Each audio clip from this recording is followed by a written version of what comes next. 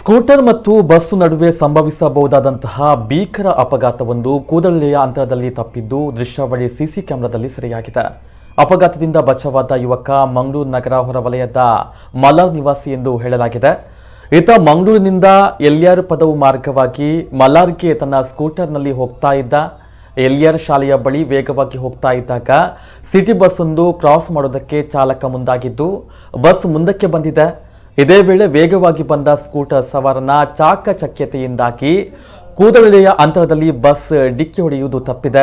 ಅಲ್ಲಿಂದ ಮುಂದೆ ಹೋದ ಸ್ಕೂಟರ್ ಚಾಲಕನ ನಿಯಂತ್ರಣ ಸಿಗದೆ ಮೀನಿನ ಕಾರ್ಖಾನೆಗೆ ತಾಗಿಕೊಂಡಿದ್ದ ಅಂಗಡಿ ಮತ್ತು ರಸ್ತೆ ಬದಿಯಿದ್ದ ಮರದ ನಡುವಿನಿಂದಲೇ ಸಾಗಿದೆ. ಇಲ್ಲೂ ಕಿಂಚಿತ್ತು ಯಾಮಾರಿದ್ರೂ ಅಪಘಾತವಾಗಿ ಪ್ರಾಣ ಹೋಗುವಂತಹ ಅಪಾಯವಿತ್ತು. ಆದರೆ ಅದೃಷ್ಟದ ಆಟದಲ್ಲಿ ಸ್ಕೂಟರ್ ಸವಾರ ಎರಡು ಕಡೆ ಅಪಘಾತದಿಂದ ಪಾರಾಗಿದ್ದಾನೆ.